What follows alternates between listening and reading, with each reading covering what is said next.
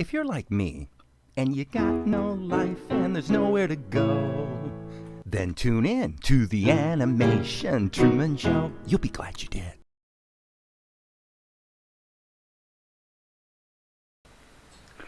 And here we are. Let's see here. Kill that. Well, back to work, people. Would you believe that what I've been doing is I've been doing battle with a toilet. Now, I'll give you a really quick and dirty explanation. And I'll make this really fast. When I bought the house had been flipped. Okay? This was, what, 8 years ago? Well, when you set a potty, here's the potty. Simple drawing of a potty. Okay, it's got a trap in it. It's got so water can sit in there so that the fumes from down below can't come up into your house. And then there's this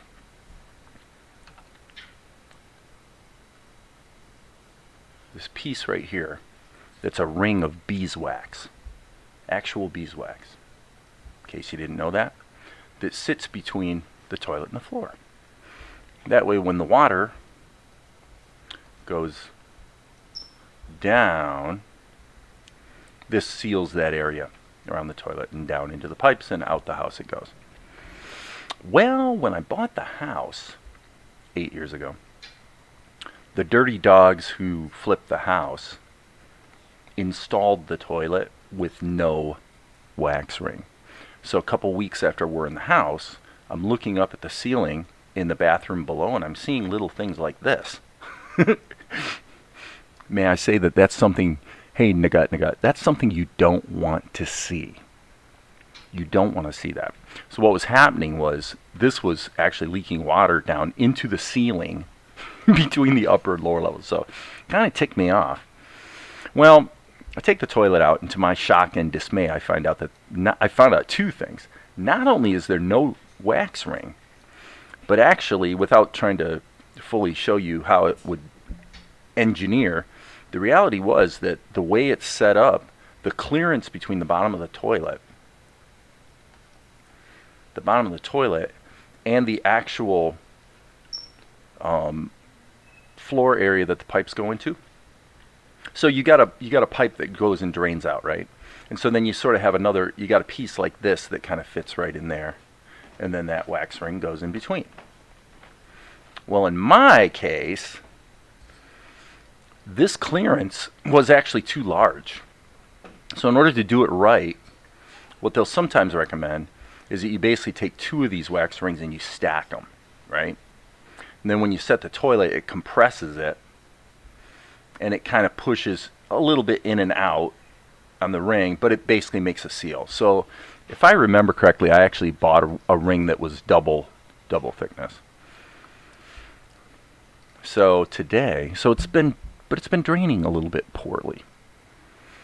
So I spend $20 and I get an auger, and I'm sticking the auger down in it, and that's like a long line that you turn a crank and it spins it, and it basically runs a wire down through the pipes, and if there's like some toilet paper or whatever down in there, it'll sort of chew it up and break it up so you can get so things will clear out again.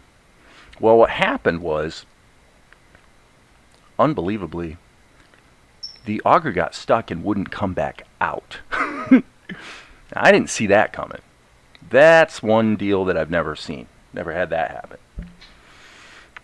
And I got enough tension on it that it caused, so the line that goes down there is basically a wire that's a twisted wire like this. Really, really long. It's like 25 feet long, okay? Well, if you get enough pressure on it and it kinks and goes like this, you're hosed at that point. You know, no pun intended, you're hosed, because now it's just going to twist up at that spot. So I'm like, oh, geez, what do I do now? So I actually took a pair of pliers and very carefully mended this situation here to get it back pretty close to this. And then I took the crank, which looks something like this. It's got this crank handle on it, and then all the wire goes up into here. I took the line and fed it back up into here past the point of the kink and tightened it right down, like right there. And then by turning it actually both ways, I was able to get it to break loose. Came out. But what surprised me is when I pulled it out at the end of the auger, so you've got this line I just drew. Well, at the end of the auger, what you have is a little bit bigger area that's kind of an open, it's got a little bit of a hook to it like this, so that it'll grab and if there is toilet paper or whatever, it'll sort of get caught up in there and then you can pull it out, right? That's the idea. Well, what did I actually find in the end of the auger where it got caught? I actually found beeswax.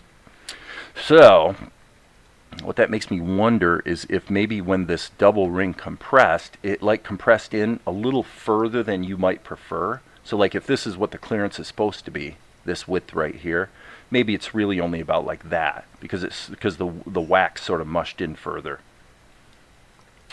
So I don't know. What I'm thinking is, hit the insert key. What I'm thinking is where the toilet meets the floor, maybe what I can do is get a piece that instead of looking like this that sits down into the pipe like that, maybe I can get a piece that actually has a little extra thickness to it here. You know, a piece that's made for that to sort of extend close that clearance. And then maybe one wax ring would do the trick and I could actually fix it properly. I suspect that's the way I'd be able to fix it properly. But pulling a toilet out is a big pain in the rump.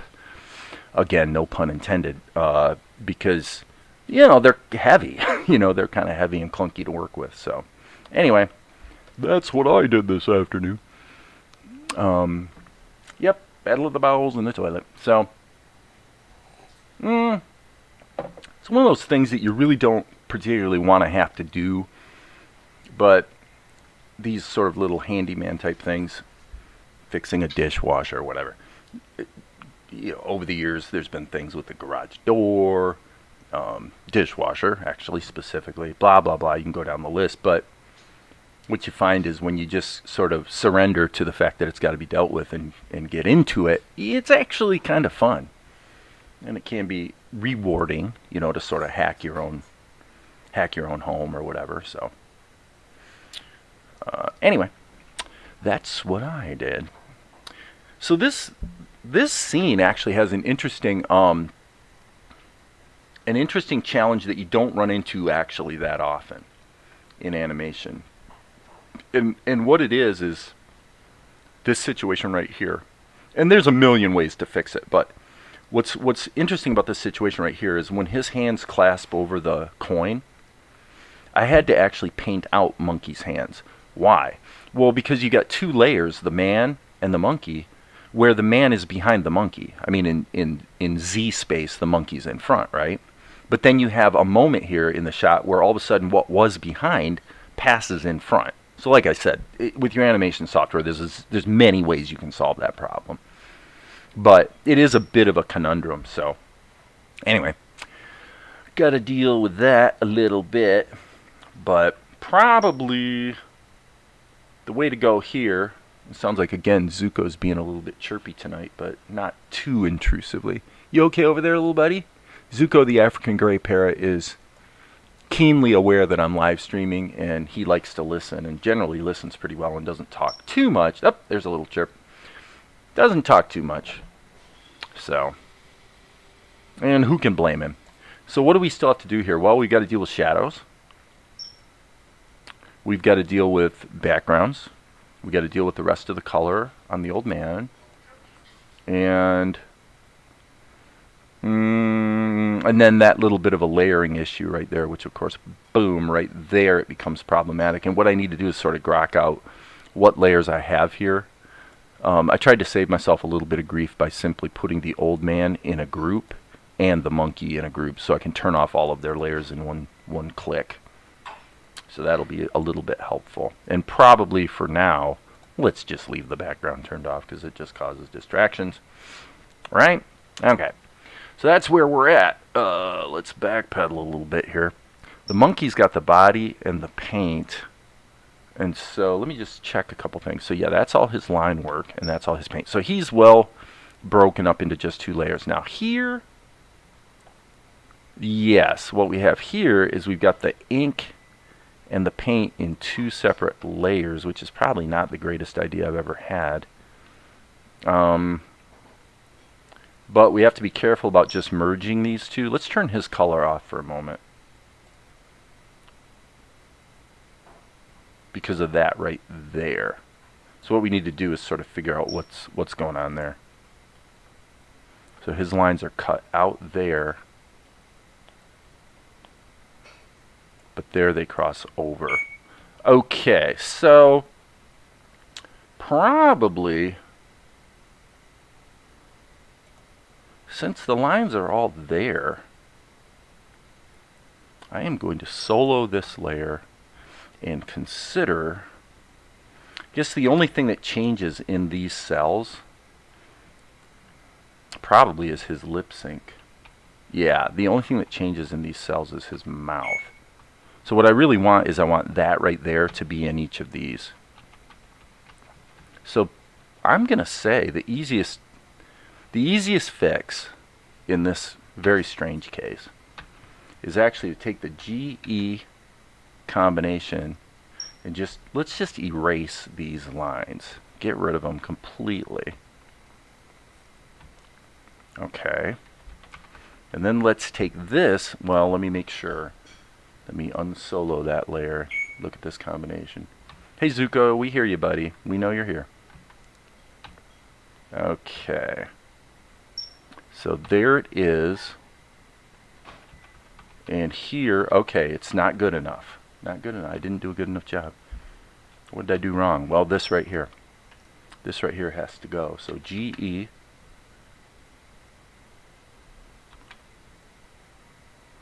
And we have to clean that off. So this all would have been probably simpler if I would have kept the old man entirely on his own layer through the whole sequence, hands and everything.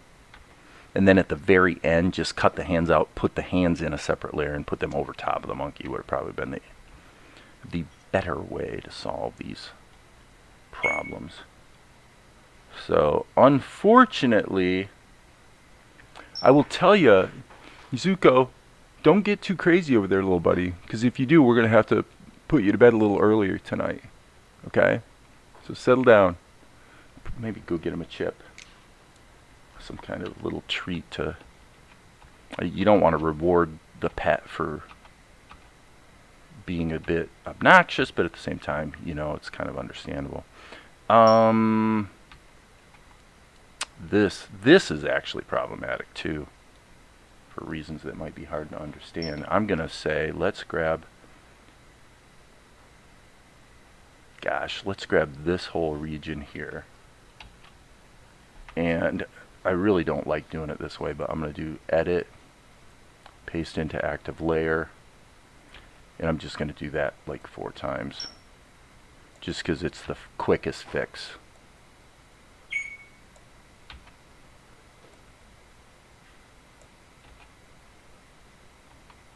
Quickest fix to a bit of a tricky problem that really should have never happened in the first place. So, okay, so let's turn monkey off. Yeah, there's a little bit of chatter there, but I don't think we're going to notice that.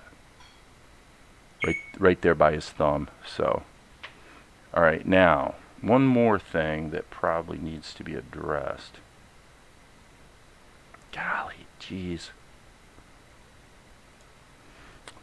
This is one of those shots. Whoops, I need to hit the B key. This is one of those shots that's actually a little more, I have more clunk factor in this shot than usual. And I tell you, I've never seen a case where you combine multiple shots into one sequence in the animation software where it doesn't, I don't wind up regretting it. You always wind up with, because one complication can sort of pile up on top of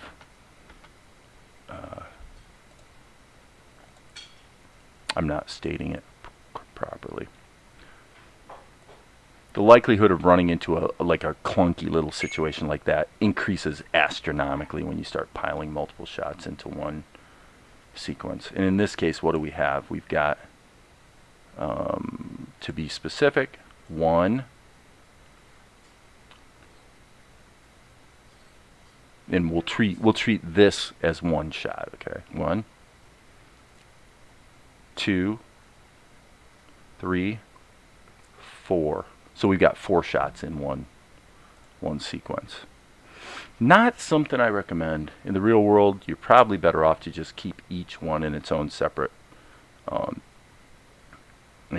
Krita file or whatever the software is you're using. But it is what it is, and this is where we're at. So, again, we'll turn the monkey off. We'll turn the background off so we can go ahead and just finish getting this guy painted. All right, Zuko, I'm going to go ahead and get you a chip, and we'll see if that settles you down. So, you guys, I'm going to take 1 minute and go get Zuko a little snack just to see if that sort of gets him busy so he's not quite as, Mr. Chirpy, okay? I'll be right back in 1 minute.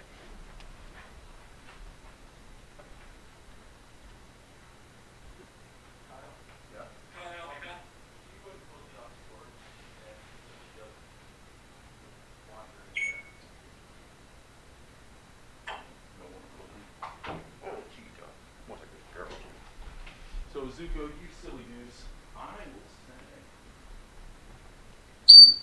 I know, here's a treat for you. We'll see if that keeps the boy happy for a bit. So, blind guy paint. All right, so first thing let's do is let's go backwards and see where we need to start dealing with the garment color. Zuko, I just gave you some chips. Okay, we need to be, well, we don't technically need to be in behind mode because we are actually putting the paint on a separate layer. So, I just gave you a chip, Knucklehead, he says to me. He says, you want a chip? Why do you ask if I want a chip when I already gave you 2 chips? Look in your bowl, Zuko. You silly goose of a bird. You're not a parrot today, you're a goose.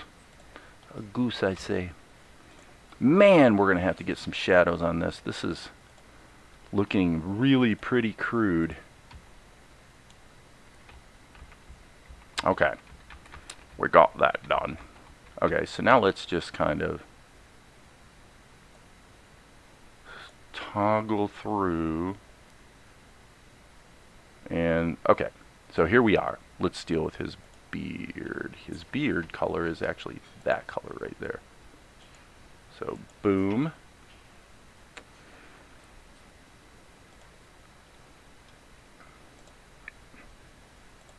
And his brows. Oh, there he goes. He's exploring the bowl now. He's discovering the chips I just gave him. So that's a good thing. Now, it probably won't keep him busy for the whole, for frankly all that long, but we'll see. Okay, so now what we've got is a situation where this doesn't quite work, does it? So we need to B key. We need to block these off. Block this area off so that we're going to be able to have a closed shape. I think that probably did it. Oh, it didn't, rats.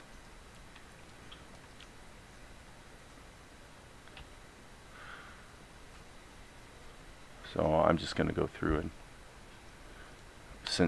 this is probably as dumb as it gets because I'm using a color that I can barely see on the screen. There we go. There we go. Oh, I guess I already got his eyebrows. So B key. Same situation. It would be easier, as I say, if I was using the flesh tone. I mean, you can use either one. You're just trying to block up the, stop the leaks. Stop the leaks. Oh my gosh. We're talking about bathrooms and toilets, and we're talking about stopping leaks. The irony is palpable. Okay, so now this is... Yeah, this should work, actually. Why do I have... Let me see here. Oh, because we got two poses of the hands. So... Okay, so that, again, this is where I say it. This can get complicated. If you're confused, let me explain. So we've got two cells in a row where we're painting in his beard, which I'm doing right now. Well, the problem that you can have between these two cells, the only thing that changes is the clasping of the hands. So now the question becomes, what are the odds that I'm going to get this bordering of his beard exactly the same twice? I'll tell you right now, it's not going to happen. So the best thing I could probably do is go like this, lasso the color, hit Control C, go to the next frame, and once again paste it into the active layer. So now we've got that taken care of, and we know that it's going to be exactly the same. The border, you know, on his beard is going to be the same in both cells. That's very, very important. Okay, cool. Cool. Are we done with his hair? I think we are. So we might as well go for the flesh tone. There it is. Oop. No, we don't. Before we can go for the flesh tone, once again, we've got to do a little bit of border work so we don't inadvertently fill in his eyes when we do the fill operation. So many things to know, so many things to pay attention to, so many potential mistakes. Why, it can be overwhelming. Okay, and right there, same situation. Same situation. I really do need to create a hotkey for this. You guys want to know how to create a hotkey? Here's what we're going to do. We're going to do it right now. So what we need, because it seems to be coming up a lot, is paste as Control V and paste into, let me see, there's a bunch of variations. So paste into active layer. I'm going to say Shift Control V. Do we have a Shift Control V? We don't. So okay, cool.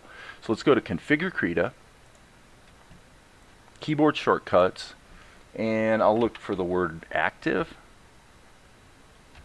I think that would probably be paste into active layer, and this is going to be Shift Control V. Cool. And Krita does not seem to want to complain, so now I should be able to, there we go. Nice. So that's how you create a custom hotkey. So just an idea, the shot when monkey bounced forward, if you flipped monkey, that would get rid of the crossing the line problem. I see what you mean. Put monkey on the left side of the screen instead of the right. At this point, I'm deep enough into it that I don't think it matters. We're pretty much past it. And plus, solving it's not really going to be that difficult. It's just a problem that does, in fact, have to be dealt with. That's all. Now, this little situation right here, not quite sure how I managed that. But I tell you, I'm going to hit the G key. I'm in the color layer. And we need to not be in behind mode. And we also need to not have a selection. This is something that'll trip you up in Krita. If you have a selection like I do over here, and then you'll start drawing or painting over here, and you're like, why won't it? Nothing's happening. My brush doesn't work, you know. Really easy mistake to make. You can't, if you have a selection, you can only actually paint inside the selection area. So just a little word to the wise there. Little tip from the trenches. Okay, I think we have arrived at the place where we probably will be very soon able to deal with the color, the skin color. So what I'm going to do again is hit Control C, and now I'm going to do Control Shift V, and there we go. We did it. Okay, so now we're good. Oh my goodness, it's just like I was talking about this morning, you know, about what are you doing with your minutes and your hours, and in this case, you know, it's just kind of grunt work, man. You know, it's just grunt work. Just grunting away. Boom. boom, boom, boom, boom, boom. And by the way, this is obviously a case where there's ample opportunities to do that business of pasting into the same layer. Many such opportunities. Okay, we're getting there. Yeah, I'm not really worried about the whole overlap thing. That's going to be pretty easy to fix. Okay, so I need to grab the beard color and get that little spot right there. Just look around and see if there's any other holes. This situation here, probably I would just take the G key and paint that out, I think. Well, maybe not. Okay, there we go. Cool. This is all going to look quite a bit better once the shadow's in there. And also, I certainly reserve the right to go into the line work. And like right here, I mean, do ya think, just maybe, there's a little bit of room for this type of thing? You know, you got to realize I'm always thinking about that kind of stuff, you know, that I'm going to be doing later that doesn't necessarily have to be done at this moment to sort of punch it up and make it look not quite so stupid, right? So I still would hold that. Okay, this is maybe dangerous because we're in the line work. Okay, so now I should make a little exception to the rule. Exception to the rule meaning I'm actually going to put these lines right here in the paint layer, not the line layer. Because otherwise, oh boy, same situation. Okay, stop everything. Got to do the same thing again. Control C, Control Shift V, Control Shift V, and there we go. Okay, cool. Oh my goodness gracious, so many things to do. There goes Valerie. Ah, Valerie. Lovely Valerie. How we love Valerie. We do. All right. Fill tool. Let's hit Control, click. There's his eye color. Turn the color guide off. Don't worry about these little hiccups here. We'll get to them. Don't you worry. Don't you fuss, and don't you fear. We'll get to it, friends. We will get to it. And I'm also, by the way, thinking I'm probably going to sneak a couple eye blinks in here for the blind guy, too. I did think about letting his eyes actually dart around a bit, and I think I'll probably forego that idea. Oh, yeah, I had a feeling that was going to happen. I don't think I'm going to do that, but, I mean, you certainly could. You certainly could. Boom, boom. Okay, so now what we're going to do is we're going to take the G key. I'm just going to kind of ballpark my whites of the eyes. You don't want them to be white. You want to be just a little bit south of white. I'm going to hit the G key in behind mode so that I can actually just lasso this whole region. And it's only going to fill in the areas that are not already filled. Like so.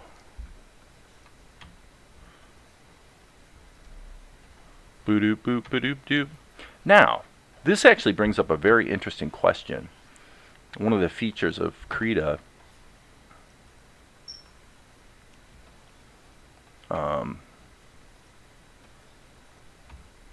oh boy, I gotta do this on every frame. Oh man, my organizational skills on this particular shot have been, let's just say, lacking. Is this paint here even needed? I don't think so. Control Shift X. Cool beans. Now, I'm going to take the skin tone, I think, and do the same thing. See with the G key. See how that cleaned that right up? That looks good. Cleany, cleany. Clean it up, friends. Clean it up. Make it look good-ish. Or good-er.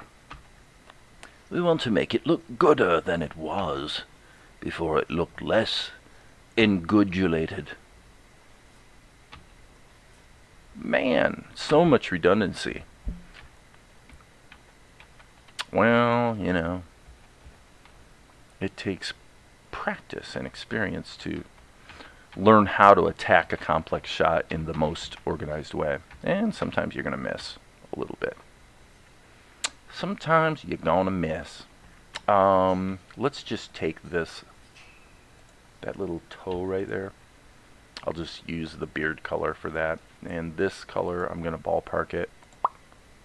The little strap, the sandal strap. Okay, so let's turn monkey back on. In fact, let's turn the background on too, even though some of the backgrounds, as you can see, are quite lame. Let's just see what we've got here, friends. What have we got? Spacebar. Okay, monkey's pretty saturated, by the way.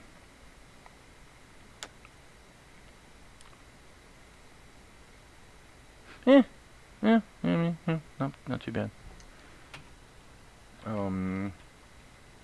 Methinks I shall go ahead and, just for fun, let's go ahead and bake it into the show and see how it's shaping up. So, Nagat says, "Hey Val, we love you." That's very nice. I'll pass that on when she passes back through the room again, if I remember. If you break a key off your keyboard or organ and then throw it in the microwave for about a minute or in the oven, then you'll have a hot key. Wow. Okay.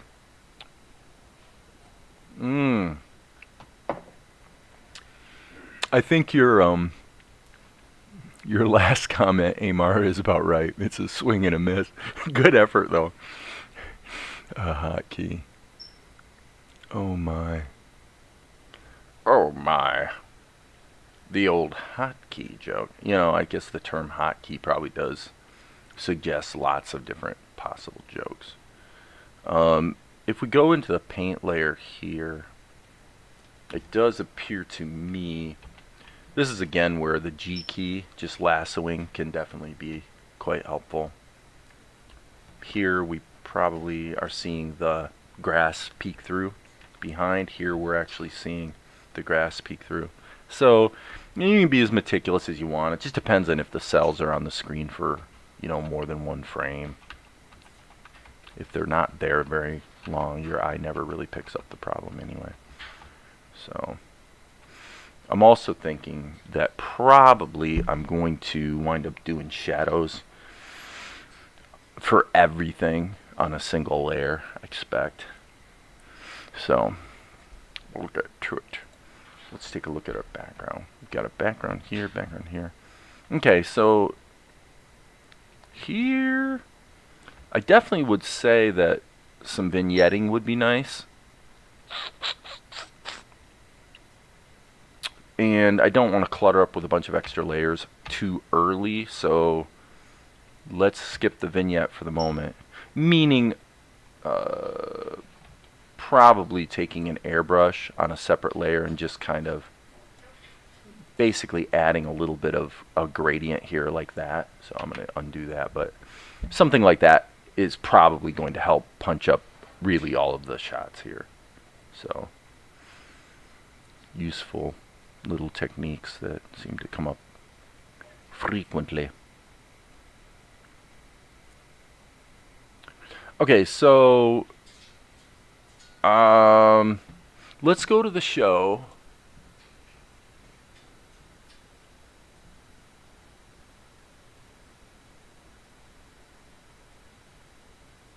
You said it's a swing, so I add and a miss, and they say, like, watch it. Well, I get the baseball reference.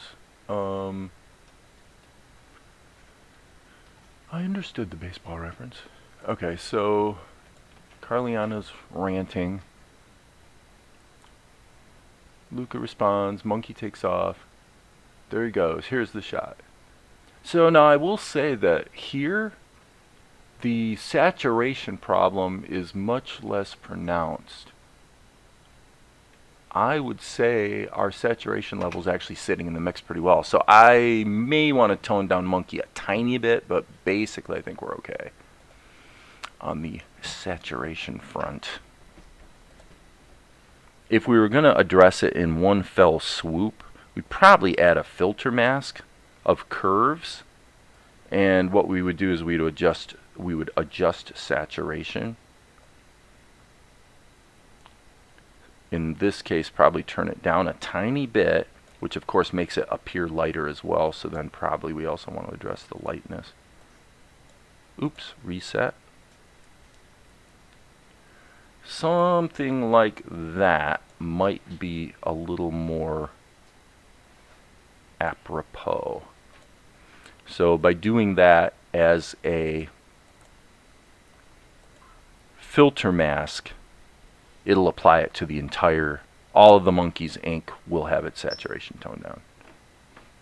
So, but that's also going to bog down Krita's performance. So what you do is you get it dialed and you go, okay, that looks good. Now just turn it off. And we'll just leave it off until we re-render. And by the way, hey, Valerie? Valerie? Oh, she passed through the room and I forgot to pass on your little message, Nagut. So, sorry about that. We'll probably come back to it.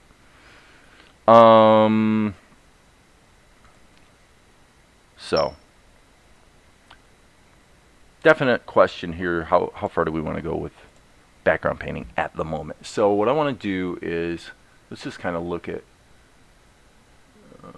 kind of the vibe of what we have in some of these other shots. I mean, they're pretty cartoony. We need to definitely keep this simple. So I'm going to say here, what I will do is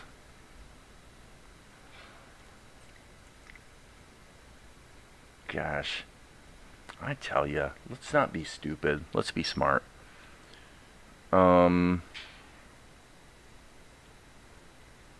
Meaning, let's put the backgrounds in a group first of all. I'm going to take a sip of my martini. It's martini time. So this actually again speaks to the reason directly why having multiple shots within a single Krita file or whatever becomes a bit of a clunker. And the reason is that obviously it makes sense to take a background and break it up into layers. Well, the caveat being that every time you add a layer, you now have to make sure you remember to put in keyframes for every time the background changes. Not a big deal. You know, it takes a few seconds or whatever, right? But it is something you need to remember. And when you're punching up a background, the likelihood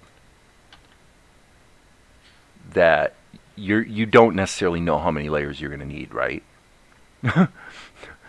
So you don't really want to create 3 layers, put in a bunch of keyframes, and then turns out you only used one of the layers. You know what I'm saying? It's not a lot of work or anything, but it is just one more thing you sort of have to remember to do.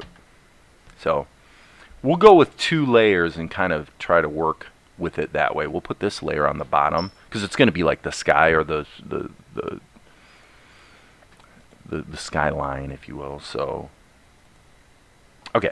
So now I'm going to hit the G key and the E key, and what I want to do here is just chop this. Okay. It's probably that'll work. Here, I would say we still probably want a horizon. Something like that. Now we don't want that tangent. In other words, that ridiculous coincidence where it just happens to be right at his tail. But then see that we've got a little bit of a slant going on here. This one is probably okay, but I do want to add a little noise to it so it's not so uniform.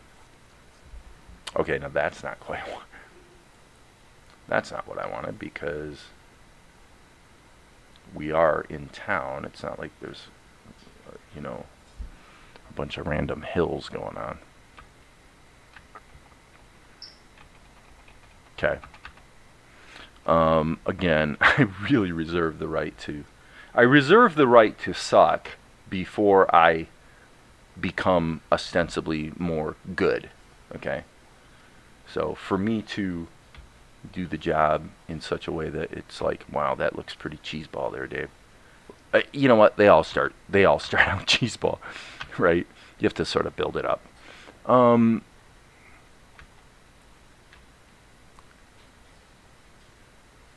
Is the name Monkey? Yeah, the name of the character is actually Monkey. Yes. Absolutely. It was one of my little conceits. I decided early on, what's Monkey's name going to be? I actually did think it through. And I'm like, yeah, his name is Monkey. Because I find that kind of amusing.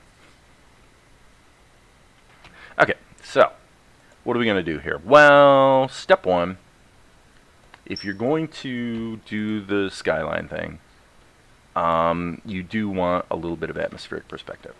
So,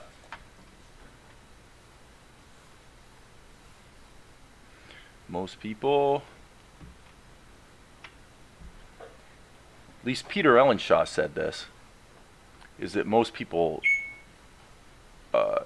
intuitively think that the sky gets darker towards the ground, obviously because they haven't actually looked at it, because it's actually not true. The sky becomes more diffuse. See, now Zuko finished his snack and now he's going crazy. I hope you guys don't mind, because I really don't want to put him to bed yet. He's right at that time of day where, could be bedtime, but it's probably not. And by the way, just to remember what we're doing here, it is also noteworthy that this whole sequence is supposed to be taking place kind of early in the morning. So there's that to consider. Some clouds might not be the worst thing ever. When I look back at the earlier shots, I'm not going to keep flipping between screens here, but when I look at the earlier shots, the biggie's when Tianara shows up, because I did a fairly bright and beautiful sky, and there are some mountains in the background and stuff, so gosh, I think we're going to run with that a little bit. So let's put in another layer just so we can kind of keep things clean and simple. So I've only got 3 keyframes I have to put in, so let's just go with that. And what I'm going to do is I'm just going to, oops, that's wrong. That's not as wrong as I might have thought, but I probably do want more of a sharp brush on this. So I'm just going to go ahead and put in some. So from this angle, we're going to see the mountains in the distance. Okay? Mountains in the distance, well, the mountains in the distance are going to have the same situation where you're going to get a little bit of atmospheric perspective. So down, sort of a misty kind of thing going down on the mountains like that. And then if we turn, the atmospheric perspective also suggests that what would actually happen is you're going to see the atmosphere of the sky sort of bleeding through. So that's not really, if you want to go with a sort of a simple, cartoony, impressionistic type of idea, which I kind of do here, then that's really not too bad. Now I'm going to sample that color, and I want to make the sky richer for sure, and allow it to kind of feel like it's early in the day. So I'm going to actually take kind of a bold step here and grab some orange, very low opacity. I'm just going to see if we can hint. My thinking is that the sun is off in the direction off to the right. That's just kind of what I'm going with. So as you can see, and since it is early in the day, we can kind of suggest the direction of the light and hint that the sun is peeking through. Now I made a little mistake right here in that I put this on the wrong frame. Okay, do I have the same problem here? I do. Jeez. Okay. It's actually not too bad. Let's get some clouds in there, and once we have the shadows in the shot, this whole thing's gonna start popping. It's gonna start looking a lot better. Since this layer was used, okay, Dave, don't get sidetracked with, okay, so if we actually reverse this situation, this would suggest the opposite. So back to our airbrush, And this is, that's the mountains. That's the sky. So we want to be on the sky layer. And then again, I'm just going to kind of hint at the influence that the sun might be having on the sky. And then moving towards a richer blue here off to the, well, in the other direction.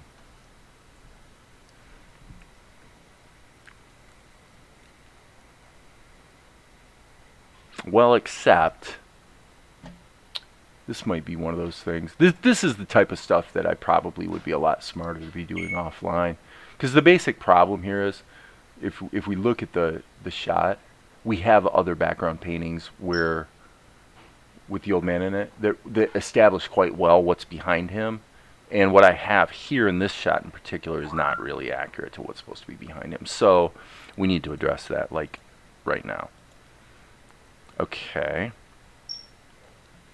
The sky. Jeez, I need to just name these. And now we have a tint. Okay, this is the mountains. See what I mean? You really don't want to be doing this. Like, and I said this the other day about working in Tahoma as well. Generally, you want to either go horizontally or vertically. So either you've got a lot of keyframes and a lot of animation, or you have a lot of layers. If you do what I really have done here, because, I mean, look at my timeline. If you have both, if you're going quite a bit vertically and you've got a lot going on horizontally, what happens is all of your time becomes about figuring out what layer you're supposed to be in, right? Everything really slows down in, like, I think order of magnitude. Honestly, I really do think so.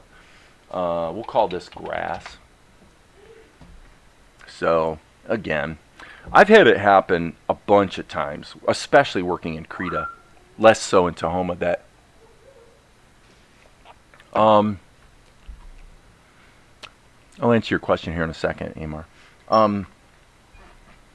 Where I've had shots like this, and then what happens is there comes a point where it becomes so onerous, let's say, that I stop the presses and literally save it 4 times and break the whole thing into 4 separate shots.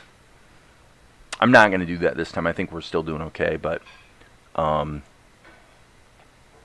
here, so in the sky, I kind of have a choice, and I'm going to go ahead and favor doing another layer, but I really do want to have a cloud layer as well. So that means I need to have a keyframe here, insert, insert, insert. And I'm going to insert a keyframe here for the mountain layer, even though we may not be painting any mountains in there. Okay, so what I, as I often do, started to say and didn't finish, is that this shot, we're supposed to be seeing the, like the buildings and stuff in the background. So I really do need to get those in there. We don't have any mountains. The grass, looking at this other painting, I think what I need to do is do some work on this grass.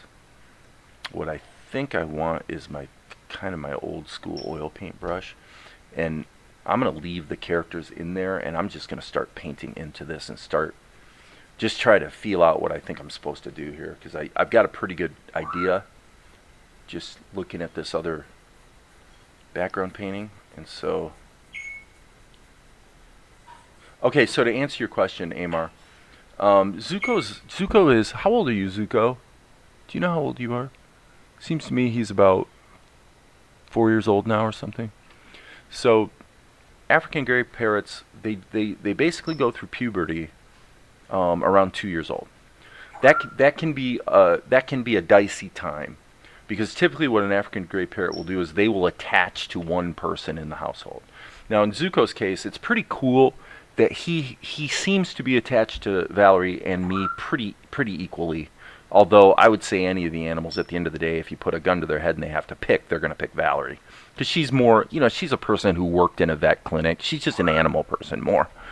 I mean, I've trained dogs and things like that. I've sort of done the whole routine, but it's not really my thing so much.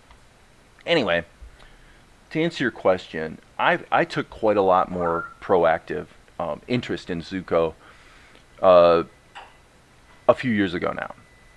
And I worked with him, and I initially taught him to jump off my hand to fly. Basically, I taught him that he could fly. He didn't know he could fly until I worked with him. So I worked with him, taught him to fly, and he reached the place where he was flying a lot. I mean, he liked flying. He enjoyed it. And there were at least 2 occasions that really scared me where he took off and he just started flying around the house, and I'm telling you what, and flew right into a window. Now, he never got up enough speed that he actually could, break his neck or anything, thank God. But that was scary. I mean, I ain't gonna lie to you, I didn't enjoy that moment. Okay, if we turn off this group, oh, I see, that's the entire group, right, sorry. Stupid attack there for half a second. Okay, so all of this in conjunction with the idea of a parrot going through puberty. So, unfortunately, it's almost to a degree a little bit embarrassing to admit, but basically he went through a thing, it's been about 2 years ago now, where he started plucking. Okay, so plucking's bad. We don't want birds to be plucking. In other words, and it's not like, it's not like he's one of these birds that just gets left for hours with no interaction or attention or anything like that. You know what I mean? He's in the main room in the house where I'm sitting here working on the computer. So he's around people, okay, is my point. And he has, he doesn't have tons of interaction, but he's involved. In other words, whatever's going on here, he can see it. Anyway, but for some reason, and they really don't really know why this happens, but parrots in captivity, sometimes they go through a phase where they pluck, and it coincides frequently with puberty. So they're sort of, their hormones are going crazy. Who knows why they do it? And so Zuko went through a plucking phase. So the problem with that is that if a bird plucks out its own tail feathers, it never got to the point where you can find things on YouTube about really sad stories with birds where they pluck themselves bald, I mean, it happens. And it's a stress response, right? So he basically lost the ability to fly. So he was a pretty good flyer with a few scary moments, as I described a moment ago, and then he became a non-flyer because he had plucked out enough of his feathers that he couldn't very well navigate anyway. If he did fly, he's just going to basically fall to the ground, kind of thing. So, what do you do?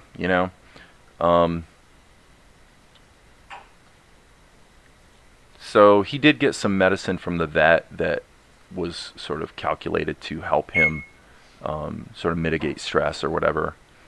And at this point, quite literally within the last few weeks, after this sort of thing developed, I don't know how long it's been, but it's been probably a couple of years, So now he is actually starting to try to fly again, which is pretty cool. So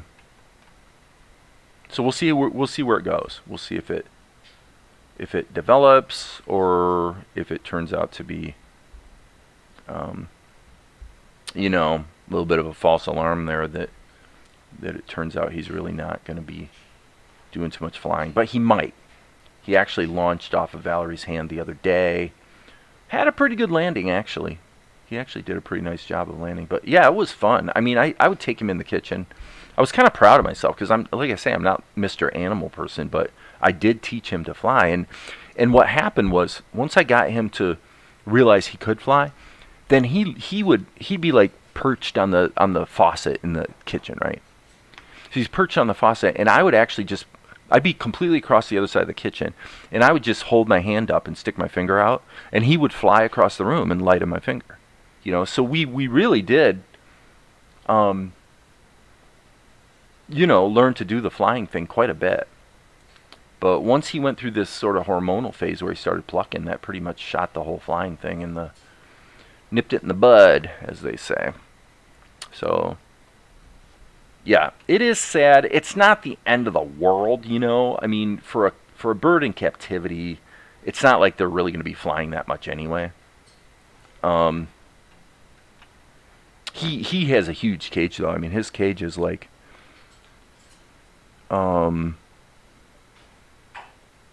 it's got to be 7 feet tall, and there's about 1.5 feet off the ground of the bottom, but then the ceiling of it goes up at least 6 feet, and probably 5 feet in every other dimension. So it's a big cage for a bird. We got the biggest cage we could, to just give him lots of room to climb around and play, and he's got toys in there and things he can sort of fiddle with that keep him busy. But the main thing is they just like to be part of what's going on. So if you make them feel like they're included, because they're really emotional, and some people, if you talk about intelligence, what's the most intelligent animal there is in the world? Okay, most people will agree it's one of two animals. It's not dolphins and it's not chimpanzees. It's either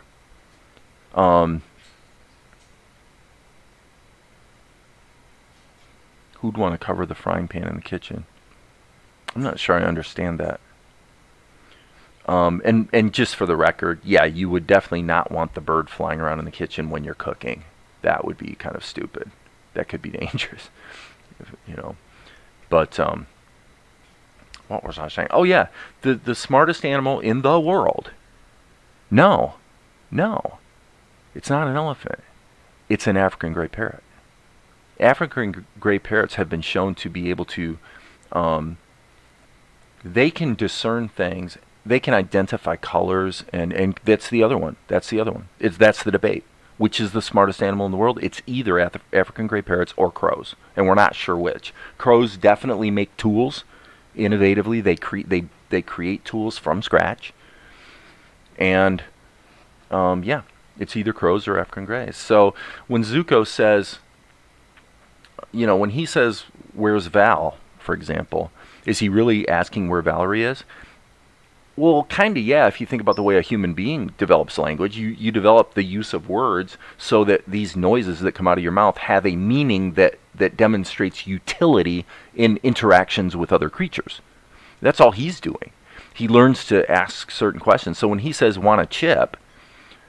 Now, he doesn't say, "I would like a chip, please." You could teach him to say that, but no, he just says, "Want a chip." That's his generic thing that means, can I have a treat or something? No, he can't pick the lock.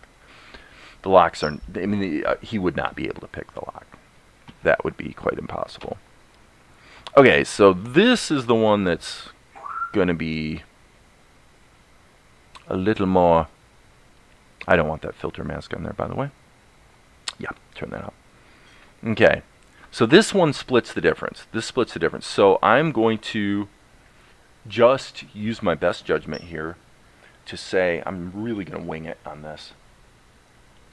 I'm really going to wing it.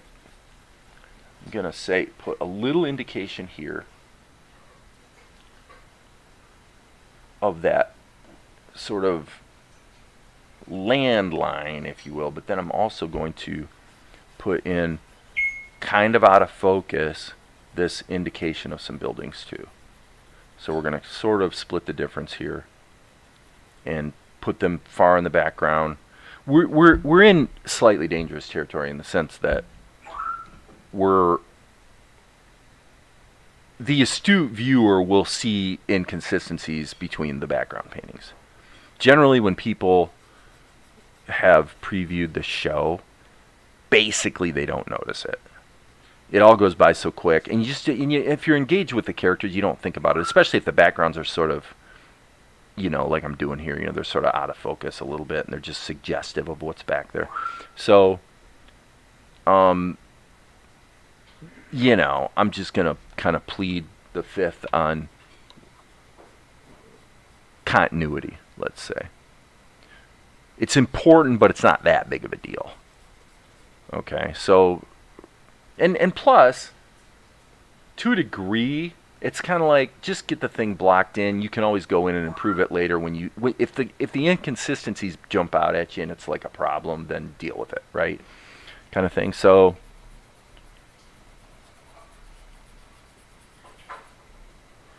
this I don't like. We really probably don't want that much hill action on this side.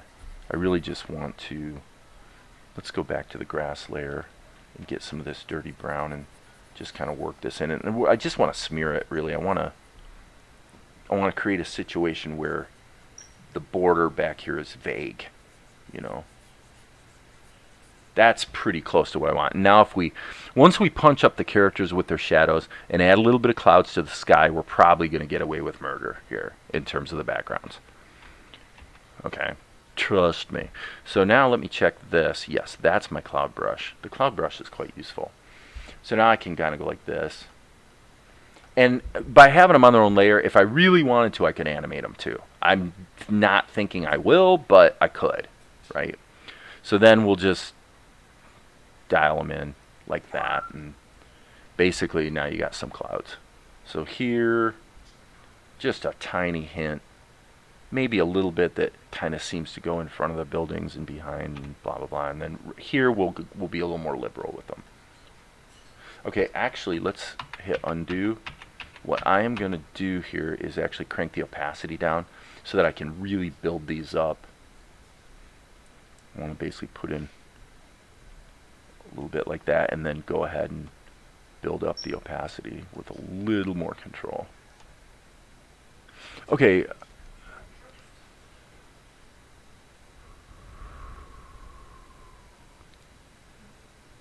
Yes, you can teach crows how to talk. Yeah, and all the stuff, you know, they used to do, like splitting their tongues and things, which I think they did with ravens, that's like sick. You don't have to do that. That's crazy. I'm chewing on my olives, by the way. I've seen people teach them on YouTube, and owls are smart as well. Yeah. We rescued an owl. There was a baby owl. Gosh, it's been about 5 years ago. This is really crazy. I'm going to save my work. So there's a baby owl that was out in the street, and a bunch of kids had sort of gathered around it and basically were tormenting the owl. Okay. Well, Valerie's got no patience for that. She marches out there, takes a towel, or a blanket, really, a small blanket, smacks it over top of the owl, brings the owl in the house. We actually put the owl in a laundry basket. That was basically his cage for a day. And this kid, I mean, this owl was really in trouble, actually. These kids were, you know, you could see this was building to a bit of a fever pitch, and the kids were getting excited, and this was not going to go well for the owl. Because we're talking about kids that are probably 8 to 13 years old kind of thing. And rescued the owl, ultimately named the owl, believe it or not. We only had the owl for a day, but we named it Damien. Now it just so happens, that one of the most nationally recognized and respected bird rescue programs in the world, or well, at least in the United States, happens to be right here in Fort Wayne, Indiana. So we contacted them, and they came and got the owl the next day, and they actually, you know, the owl did have some issues, which is why he was sort of landlocked, which is why he was able to be vulnerable to these kids. So they rehabilitated the bird, and they actually turned the bird loose a couple weeks later here in our own neighborhood. And I'm not kidding you guys.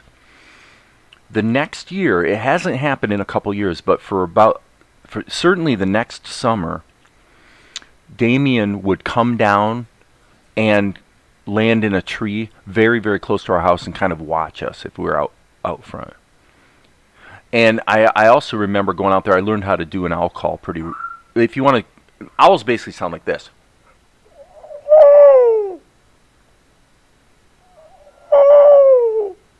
That's an owl. That's what they do. And I would go out there and I could call, and Damien would call back to me. He would hear me and call back. Now, like I said, it's been a couple of years since that happened, so I don't know if Damien, died or moved on to greener pastures or what. I'm not really sure, but so that was a cool thing. That was a cool thing. Okay, so what do we want to do with shadows? Well, let's turn all of this off so that we can alpha lock. The danger we have right now is that let's just think this through, friends. If we create a shadow layer and we want to apply the shadows to all of the characters, okay? So that would suggest that we would put a layer above both of these groups. So we've got a group for Monkey, we've got a group for the old man. And we say, okay, we want to have a shadow layer for everything. And by the way, as I'm thinking about this out loud, I'm thinking this is a monstrously bad idea, and what I really need to do is put a shadow layer in each individual group. I think that's what I'm going to do. Well, the reason is that if I add a layer, here's the problem you're going to have. I put a layer above it, right?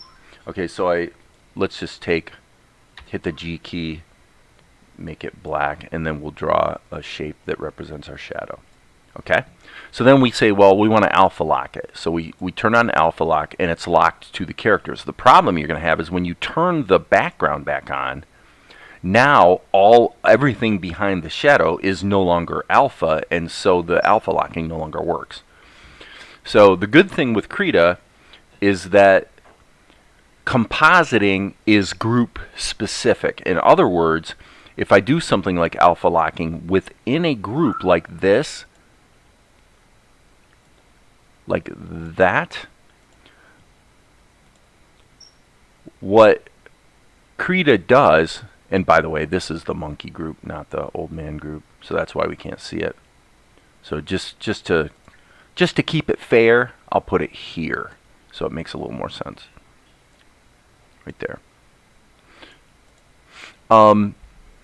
So what Krita does, and I think it's one of the more brilliant things about Krita, other software like Clip Studio may do the same thing, but what it does is anything that's in a group gets completely composited into a final, image with alpha, and then that's what gets composited within the level that all the other layers are.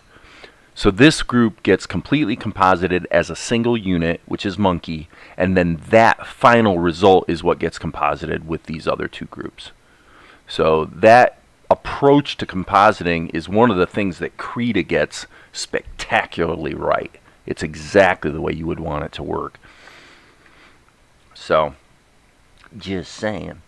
Alright, so let's go back here, and let's go ahead and deal with the old man first. So, what are we going to do? Well, we're going to call this SHD, and we're going to also call this, we'll call it beggar.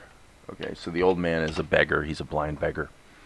So put the beggar, label that so we know what the heck we're looking at. And we're going to actually have to have two shadow layers. So I'm going to add another. So I want to have a separate layer for his cast shadow. Okay? So again, we're back to the same situation where you really need to insert all your keyframes. Otherwise, you're going to drive yourself crazy. But so now what we're going to do is put a cast shadow underneath him. And that'll probably work. And my thinking for the cast shadow is let's just go ahead and apply a blur to it. Just a simple blur. Yep, that'll work. 6 pixel blur. That'll do the trick. Okay. Now this shadow, on the other hand, well, let me see here.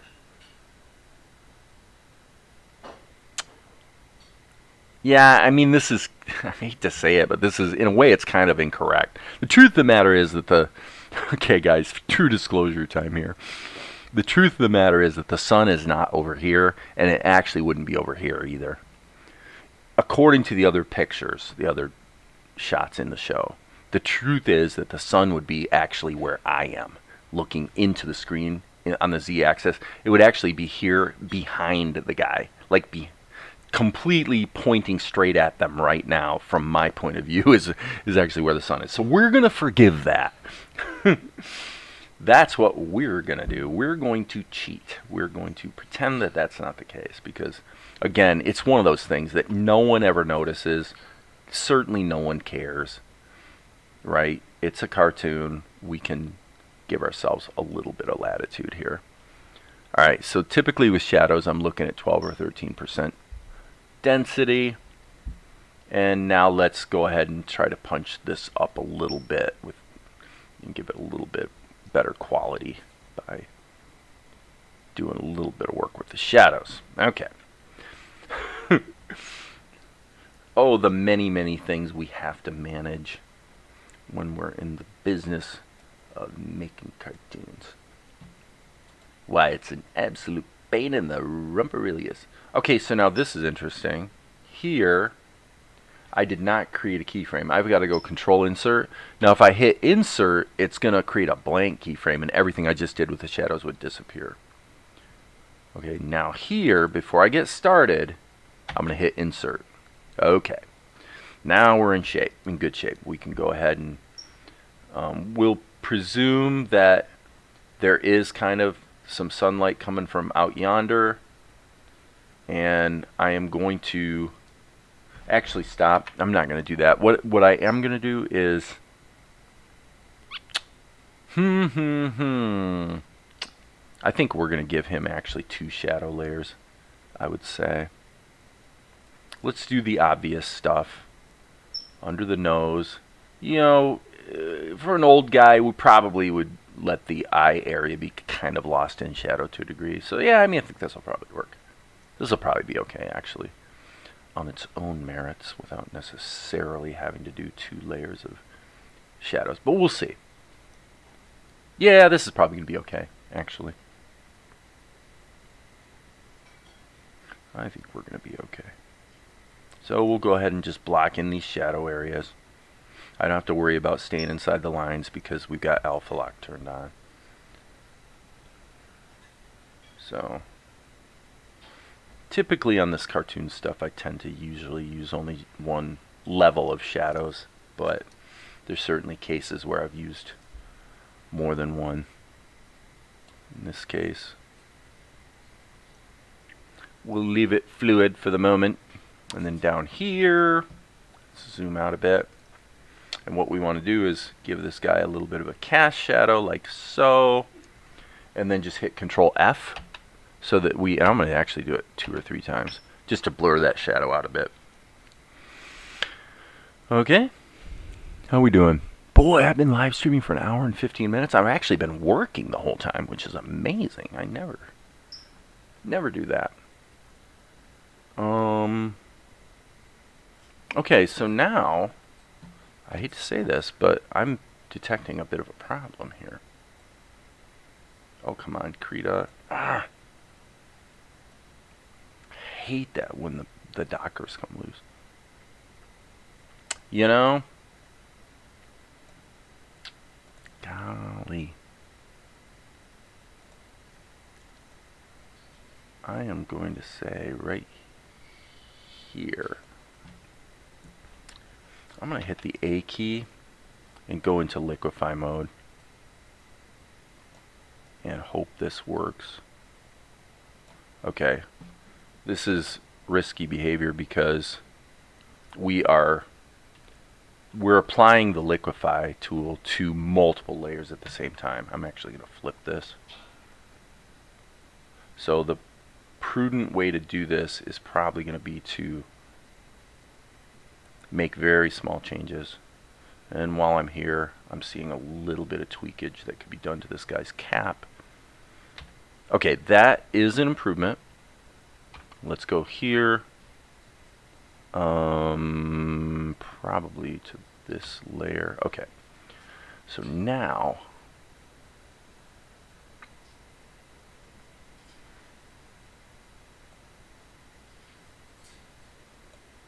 yeah, as embarrassing as it is, I have to say, I mean, the drawing is, you know, not the greatest ever, but it's not bad. But the characterization is actually a little bit off. Okay, stop. I can't really do that. Unfortunately, I've got to apply what I'm doing to the entire group. So that's kind of, CPU intensive. Because it's having to deal with making this modification to all the groups all the layers at the same time. In one fell swoop, as they say. I'm going to try to actually extend his beard just a little bit as well without doing any damage to his hands. Okay, that is an improvement. I think I'm glad I did that. And it goes to show you liquefy can be quite a useful tool.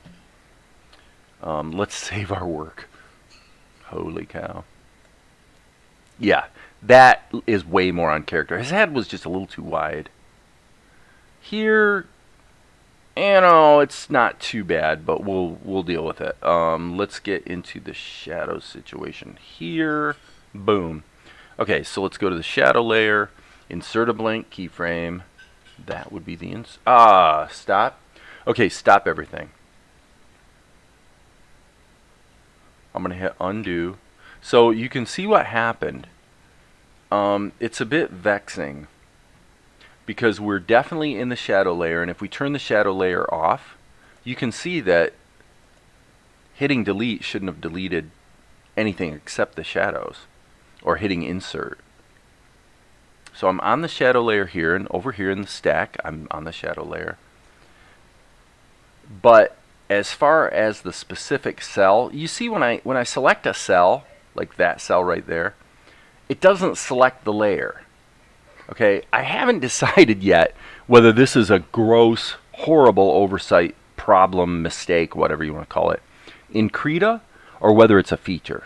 I don't know if it's a feature or a bug, because I'm guessing that there probably is some application where you would actually want that behavior. Because then you can go in and you can make quick and dirty edits to the individual cells if you wanted to, without necessarily having the whole interface light up and keep switching layers every time you do something. So I can kind of see it both ways. However, it does present a bit of a danger because you really want to make sure that you've got the correct layer and cell selected when you go to hit insert. So now if I hit insert, there it worked properly. Okay, and now I'm going to grab this layer, which we really should name cast shadow. Geez, look at how much we have to do just for this one shot. It's really kind of amazing. All right, cast shadow. Let's hit insert here as well. Good. We're in good shape. Okay. So how have we got now? Art and Nagut have been chit-chatting, but nobody else is talking. So I've got a paltry 6 concurrent viewers, but really nobody else is chatting. So all of you other people that are like watching, like who is it? Is it like Jim P Animation? Are you lurking today, Jim P? Are you lurking and watching my live stream and not making yourself known? And by the way, the actual type of owl, I'm not sure what what you describe him as. He was just a standard barn owl type of owl, I think. But anyway, do you have some sample of your comic online? Oh, to Amar, yep. Okay, cool. All right, you guys are chatting among yourselves. I don't even know why I'm getting involved. All right, so B key. Actually, no, not the B key, the G key.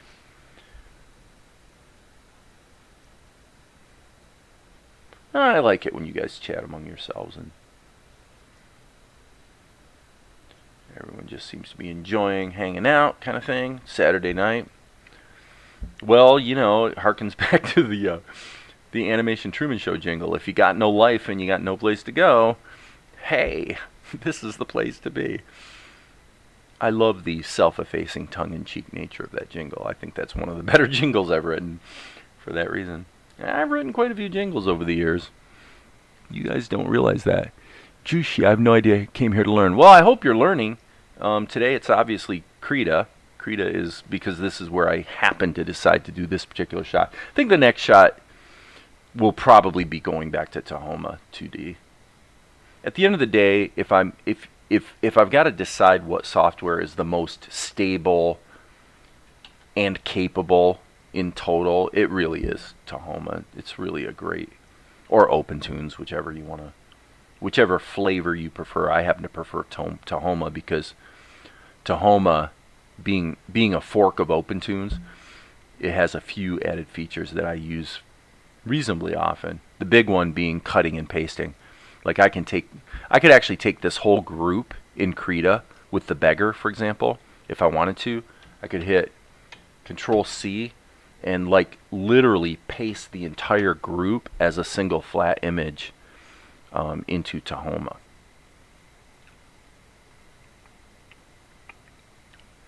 And the cool thing about that is then if I'm really in a hurry, I could do something like this.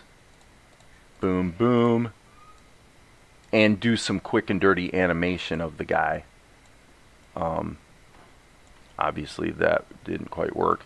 This is what I was saying yesterday about skeleton building. You want to learn to put in extra nodes to protect the stuff that you don't want to have deform. Hey Valerie. Was it Nagut? Somebody said, hey, we love you, Valerie. Yes, Nagut40 said, hi Val, we love you. So you have been loved on. But, so you can sort of draw your art and then do some very quick and dirty, subtle secondary animation in Tahoma if that's what floats your boat. So, anyway. Cutting and pasting, that's one of the killer features, I would say, with Tahoma compared to OpenTunes, because you can't do that in OpenTunes. Unless they've added it recently, but I'm pretty sure they haven't. Pretty sure the answer is no. Okay, guys, I'm going to go chit-chat with Valerie for half a second. So I'm going to disappear for like 2 minutes. Don't anyone leave. I tell you what, to keep you entertained, what I'm going to do is I'm going to hit the go button. And you guys, okay, but actually before I hit the go button, as a courtesy to my viewers, what I'm going to do is I'm going to go to here. Yes, this shadow right here. I'm going to hit insert so that shadow is not prevailing. And then you guys can watch this cycle around for 2 minutes while I go give myself a break, put my martini glass away, and smooch on my woman for a couple minutes here, and then I will be back. So don't go anywhere. I have 7 concurrent viewers, and I want to see that number go up, not down, okay? That's in order.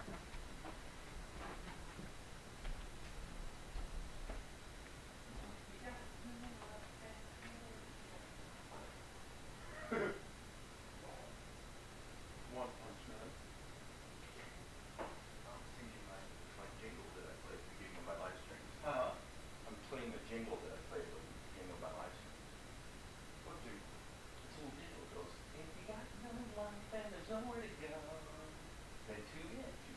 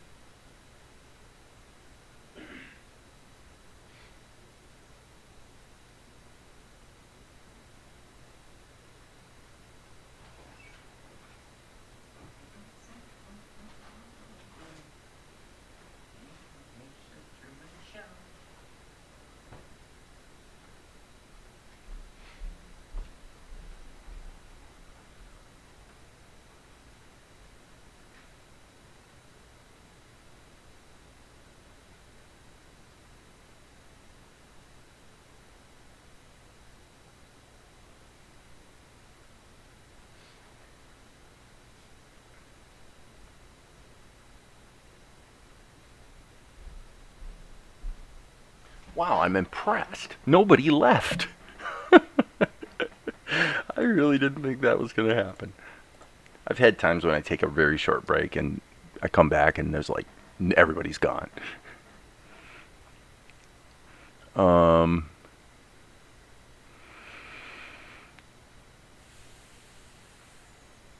You found the asparagus.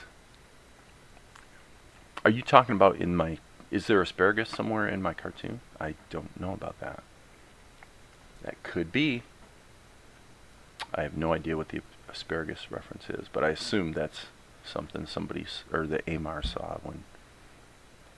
Or it could be something that has nothing to do with me and I'm just being... I'm so egotistical and self-centered that I'm assuming everything's about me. Isn't that what we do? Everything's about me. It's the way of the world. Okay, so let's be a little more aggressive here with our shadow-ish.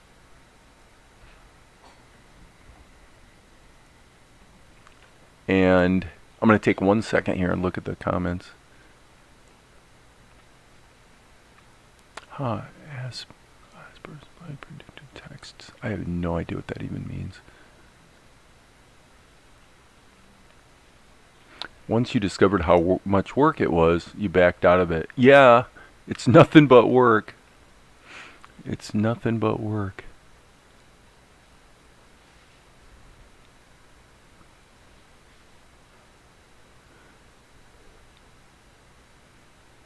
Everything's about me puts the Truman Show to a new level. Well, this is definitely a... it would be interesting, actually. I don't quite know how to do this, or... I think that audio passes through to Discord quite elegantly. Sorry, I'm drinking my water. I drink so much water, you wouldn't believe it.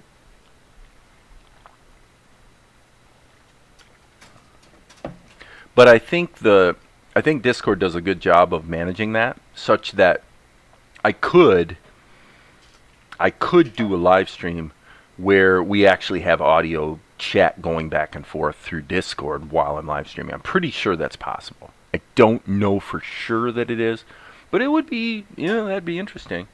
I probably wouldn't like it though, since, everything's about me and I can't stand not being the center of attention. So now this is one of those things. This is one of those things. I need to probably hit the A key and just rotate this a little bit and move it a little bit. Well, yes and no. We kind of have the problem now that we're going to have to dance around the hands. Let's keep going. Let's just accept that and keep going here. So we need to hit Control A so that we have got... Well, honestly, his hand probably should be in shadow, like this. So we'll go with that. For the moment, that's what we will do. We've got a little bit of latitude because these frames only are, well, quite literally 1 frame long. But it must be said that if I redo the shadows as opposed to doing what I'm doing right now, I can pretty much guarantee that it would introduce some undesirable chatter into the animation. So it's better to just meticulously try to get this sort of positioned correctly and then go in and touch it up so that at least that gets us started in a way that has minimal chatter. So that will be okay. So now let's hit the G key and just erase the stuff that's obviously, E key as well. The stuff that's obviously garbage, and then we'll fix it up. So this is probably a little bit goofy.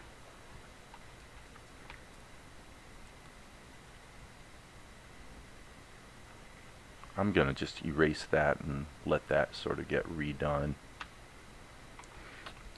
I'm banking on the fact that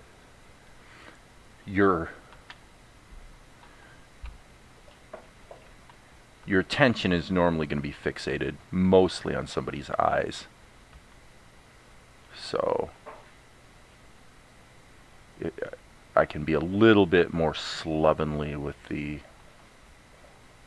you know, like the hands and stuff like that. I think. I want to fill that in. I want to fill that in. This needs to be something like that. Now this is picky work, boy. Picky, picky, picky. Okay, and then here, I want to really nail this one because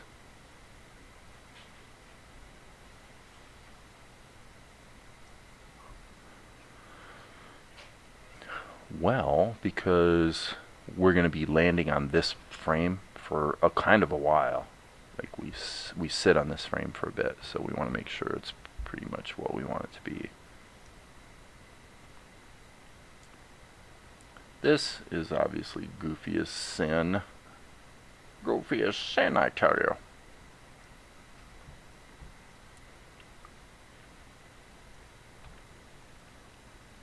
Okay, clean up this. Or I should say fill it in.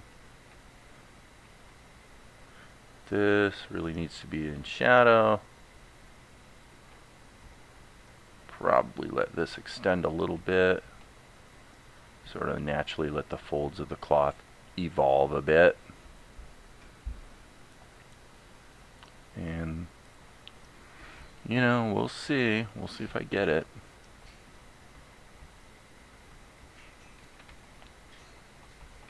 Well, let's just hit the old rewind button and let it play and see how it feels. See how it feels, my friends.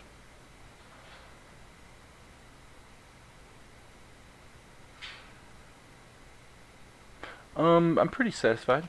Pretty satisfied with that. Okay, one thing that is a little problematic though.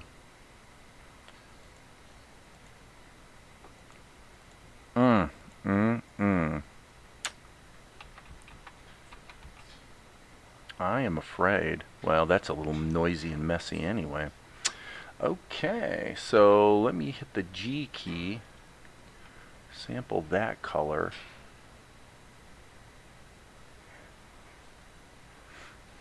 I'm going to make this black.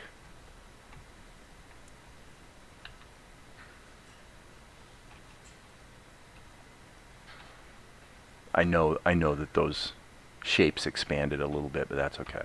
That's all right. Okay, so now what I'm going to do is I'm going to go, let's do a color sample. Oh, we don't want to do a color sample. We want to do a contiguous magic wand. Okay. So now what I'm going to do is see if I can just punch that up a little bit. That sits in the mix better, as we like to say. So now we'll go to the next one and just do the magic wand again, and then hit Control F to repeat the prior effect. Yeah,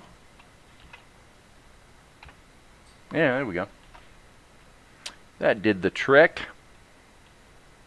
It's still a little bit on the dark side, but I think we're okay. I think we're okay. Save it. Okay, juicy, nice. How do you set your brush to not go outside the outline on that layer? There's two ways you can do it, Juicy. You can do it at the brush level, and you can do it at the layers level. So when I'm drawing the shadows, because it's within the group with the whole beggar, so this includes his paint, his ink, his outlines, and everything. Okay, so the shadow, when I draw a shape with the freehand path tool, which is the G key, with this little icon here clicked, A alpha, anything that's within this layer, so this is the layer in isolation, or the group, this is the group. So the shadow's in the group, and so this whole group gets composited as a single unit, let's say. Okay, so you could think of it as this is a compositing level, and then and then if you go to the left here to the groups, this is an outside compositing level, and then these are all inside of it. So these all get composited together within the group, and then this is what gets passed through to interact with like the background and the layer with the monkey. Okay, so anyway, if you click this, that's called alpha lock, and you can see right here when I turn it off, you can see where I drew the shadow. But what it does is it looks at all of the other layers, and any layers that have pixel information in them as opposed to being transparent, it will clamp this layer to that. Okay? And by the way, I can see a boo-boo that I made. G key, black, right here. I need to add. Okay? Now you can also do the same thing at the brush level. So if I went into his paint layer, let's say, let's solo his paint layer. Now I could do the same thing here. So if I take the G key and make a shape, you can see it does, that's awful, you don't want that. Well, at the brush level, you can also click this icon, which is also alpha lock at the brush level. Now in this case, you'd want to turn the opacity down so that then you get that, okay? The difference is if you bake it into your color by doing it at the brush level, then the levels of transparency build up on themselves. Meaning, if I do it twice, look at what happens. It gets darker and darker, right? If you do it at the layer level, which is usually what you'd want to do with shadows, I would think it's safe to say, then these lines are actually all black, and so the density is actually determined by the layer setting, not the brush opacity. Okay, so that pretty well is the whole story on that. Okie dokie. So now this group is monkey, so let's call this monkey. Monkey. Kyle's over there cackling like a maniac, and I think I know why. I think he's watching One Punch Man. What a great show. One Punch Man is such a great... again, that's an example of my kind of humor. Because it's just so totally making fun of itself, you know. Incredulity is kind of the order of the day with that show. Yeah. So there's monkey paint. There's monkey... I say body, it's really his ink. Okay? So for monkey, we have to do the same thing again. We have to add a layer that we'll call SHD for shadow. We won't think about the cast shadow right now. And then we turn on alpha lock immediately because we're going to need it. And then we start drawing some shapes, as you can see. And then again, usually, at least on this cartoon, I tend to land around 12%, 12-13% for shadow density. Okay. Now this is going to be a bit of work because I need to hit Control Insert, go to the next frame, and then just hit Insert, which appears not to have worked. Hello? Insert. Why is it not? Okay, I got to check something here. I'm going to erase it there and then go back one frame. And it's refusing to go back. Okay, stop everything. Okay, so now what we just had is kind of a major disaster, actually. So let me tell you what just happened. I came over here in the timeline and manipulated the keyframes on the SHD layer, but it's the beggar's SHD layer, not the monkey's. So that's bad because I may have just fouled up. I may have actually drawn the shadow in the old man's layer. Probably my best course of action. Let's turn monkey off. So this is where I said it's dangerous to go both vertical and horizontal. We've got a situation now where we've got lots of rows and lots of columns. It's okay to have lots of rows. It's typical, in other words, layers. When you're painting a background, it's common to have, sometimes a dozen layers. You're going vertical. And it's okay to go horizontal, meaning lots of animation. When you have both, it gets hairy, man. It gets hairy. Okay, so what's the point? Well, the point is, this is the first time we see the old man. So that means that these two animation keyframes right here on the SHD layer are completely erroneous. They're not even there for a reason. They need to be deleted. Okay, but now having done that, because I've got so many rows and layers, and it would be easy to make a mistake and then not even realize I made it until 20 minutes later when I've taken so many steps that I can't even undo back to it, right? So now what I want to do is just hit the play button and make sure there's nothing that's going to show up that's weird, where I realize I did something I didn't, realize I had done. I actually just saw something there strange with the monkey right there. Okay, sorry.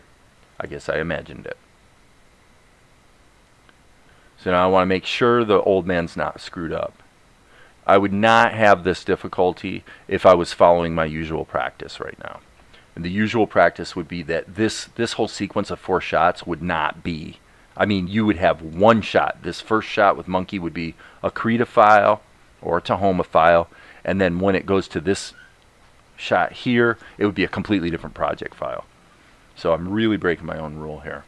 And you can see that it causes the management of the situation to become quite a bit more difficult, because you're really having to think about, okay, am I in the right layer right now?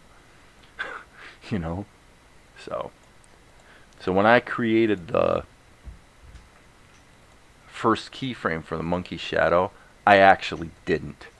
I erroneously created a keyframe on the old man's shadow layer. So now I just hit insert, and now it's in the right place. Okay? So now we're back to normal. We don't want to be in erase mode, though, by the way. If you're in erase mode when you don't want to be in erase mode, why, that would be silly, wouldn't it? I go forward 1 frame and I hit insert, and as you can see, the shadow's erased, and now I can draw new shadows. So that is what alpha lock is for. And by the way, on the monkey, I think I'm going to make his shadow layer just a little bit more dense. 17% feels about right to me. We're going with it, baby. We are going with it. Just because, you know what? We're having fun. We're just having way too much fun. We're having more fun than human beings should be allowed to have. And that's because we're creating animation. We're creating a show. And what looked really lame 2 hours ago now only looks somewhat lame.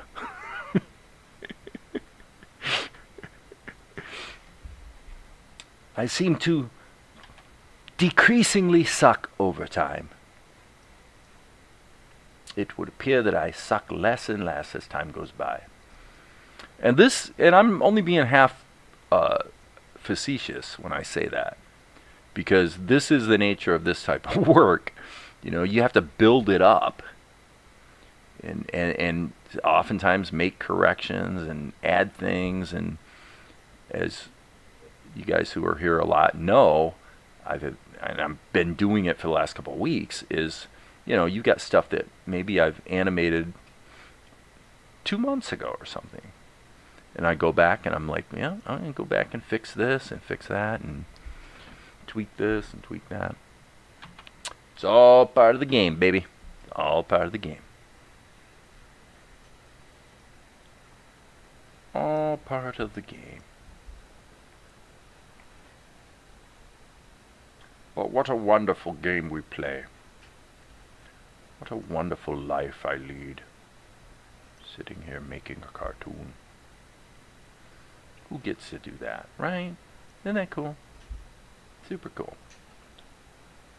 Little shadow in his ears. Maybe here. I don't know. Should we put a shadow under his nose? That might be a little bit much, but I think the concept is not horrible. Yeah. Just a little bit. Probably okay. Check. Ed, hey Ed, how you doing, buddy? Haven't seen you in a while, man. Good to see you. Thanks for hanging out, you guys. If anybody who's here who hasn't looked at Ed Tadeo's channel, if you're into animation and you haven't looked at Ed's channel, you are stupid, because Ed is a really freaking talented animator. In fact, he is the guy. I say this with absolute conviction and confidence. There is no one on planet Earth who is doing better animation with Krita than Ed Tadeo. Not one person. He is the best.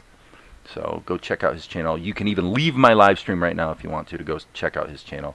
You'll be glad you did, because it's so much better than mine that it's ridiculous. Okay, so looks like we gotta put another keyframe in right there. I get another thumbs up. Well, it's true. I wouldn't say it if it wasn't true, Ed. Ed's based in the Philippines, I believe, and yeah. Ed's one of the good. You know what? The other thing about Ed is Ed's a humble guy. If you listen to his live streams or whatever, you know, he's not all full of himself. He just does the best he can with the tools he has, and doesn't try to be all things to all people in terms of his techniques or whatever. So I've heard him, you know, people ask a question, how do you do this or how do you do that? And sometimes he'd be like, well, I'm not really sure how I do it. I just kind of do what works for me. So, but that's really the way to work. You know, that gets some of the things we've been saying to Goswami this week, you know, about his odyssey and trying to find the right software and stuff. It's like, once you actually go deep, do the deep dive on your software, what you find out is that you actually just start using a subset of the tools that work for you, you know. And everybody's a little bit different. Now, here, gosh, I think what I'm going to do is I'm just going to leave that keyframe as it is and amend it. Because, see, what I don't want to do is I don't want to redo these shadows, because it's going to introduce chatter in the animation, which is not going to be good. So what I'm going to do is I'm just going to keep making little modifications here to the tail area. And this shadow right here, it just disappears when his tail flickers, because the alpha lock keeps it from showing up anymore. It's actually still there. In fact, if you see, that's all the shadows that are actually there. So anyway, hope that makes sense. I like guessing. Right, exactly. You know, but no, I'm serious. I think it's what the work you do is such a great example of just taking a single tool and saying, you know what, this is the well, of course you use HitFilm Express too very well too.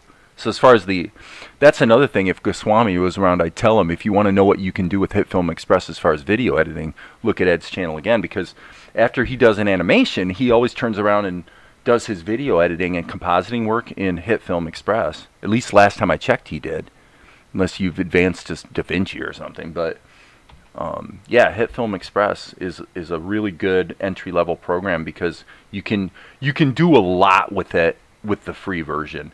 And then if you want to advance to more, you know, fancy schmancy capabilities, you can do it incrementally, if you will, right? Let's see here. I see a little problem right there. Okay, I gotta go to the monkey paint layer, and as you can see right here, we got a mistake.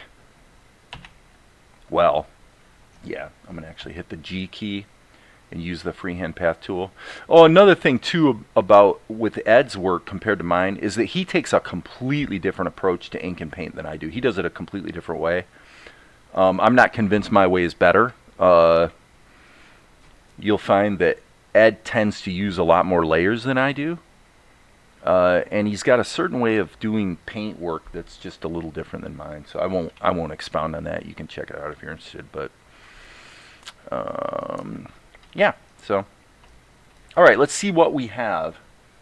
You know, I'm not saying this is like the best sequence I've ever done, but by gum, it's certainly a valuable addition to the show, because it really shows us some cool things about Monkey, and it's a nice little act of kindness on Monkey's part that basically redeems the whole sequence that we're in the middle of here in the show. So, just a brainstorm. So, hey, by the way, Ed, just curious, did you get a chance to watch my first webisode of Salt and Light? Because I released the first 4 minutes of it like a couple weeks ago. So if you haven't gotten a chance to check it out, do check it out. I'm pretty proud of it. I did all the musical score and got the voices in there, and I feel like it's done the job it needs to do. And so now what I'm working on is the second 4-minute webisode. So again, if you haven't had a chance, by all means and by any means necessary, please check it out. Tell your friends. Tell everyone you know how great it is, so that people like me. Okay, hold on. I made a mistake here. I need to have black. We're in the shadow layer. But yeah, what I'm thinking of doing is, I'm basically probably going to just release 4-minute webisodes as I complete the sequences. And then once it's done, then we'll maybe, once a couple are out there, I may get a little more serious about promoting the, Patreon and, because there's a crowdfund set up, but I mean, nobody's giving anything, and it's like nobody cares. But I think this is my theory. I could be totally wrong about this, but maybe once I've got a couple webisodes out there, maybe this thing will start catching some traction, and then what I expect I'll do, just knowing me, because this is kind of how I roll, I'll probably start contacting like some of these larger,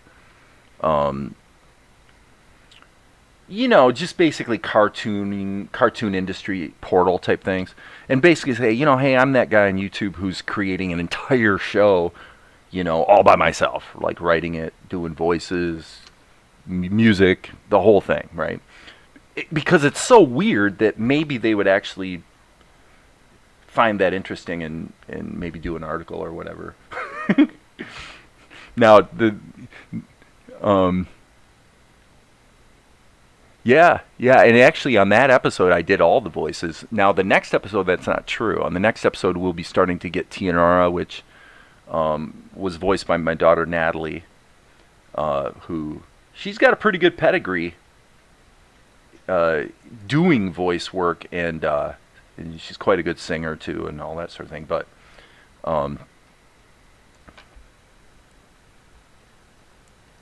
what was I going to say? I'm sure it was really, really important.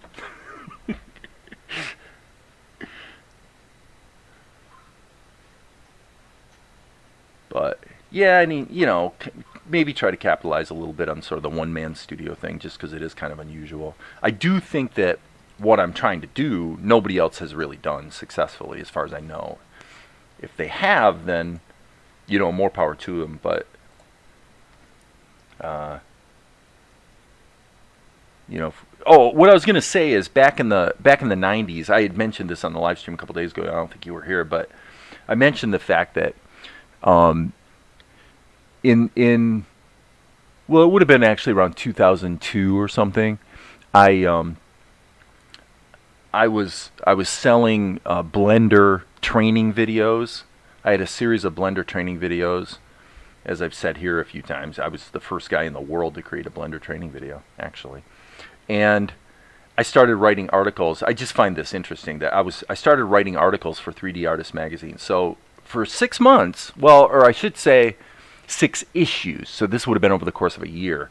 I was doing articles on Blender in 3D Artist magazine, right? And the reason I did it, the reason I contacted those guys and kind of sold them on the idea of having me do these articles,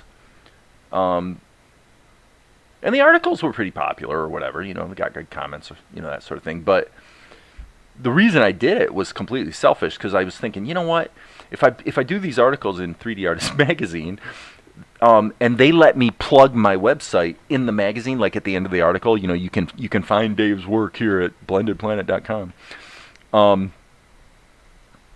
I figured that would really kick up the sales of the training videos, and it didn't work at all. In all that time that I was writing articles for 3D Artist magazine, as far as I can tell, I was never able to map one single sale of a training video to, the presence that I gained in a major CGI magazine. It didn't work at all, so that was a little disappointing, I have to say. But it just goes to show that what you think will work sort of in the marketing space sometimes backfires spectacularly. It just doesn't work. So, who knows? It's an ongoing odyssey to figure out how to, obviously monetize or accomplish whatever you're trying to accomplish with your art. The good thing I have in my hip pocket is that once the show is complete, at least I know I've got distribution for it. At least I know it's going to get out there. And my film distributors have done a pretty darn good job of getting my live action films out there to where they earn okay each month.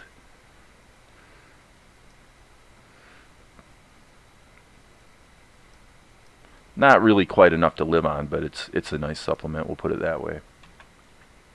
I think the last time I checked it was something like $800 a month is what it came out to, which is pretty good.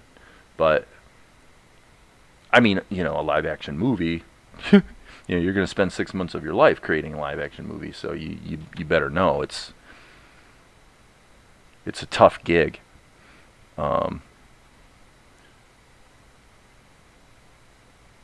It's a tough gig.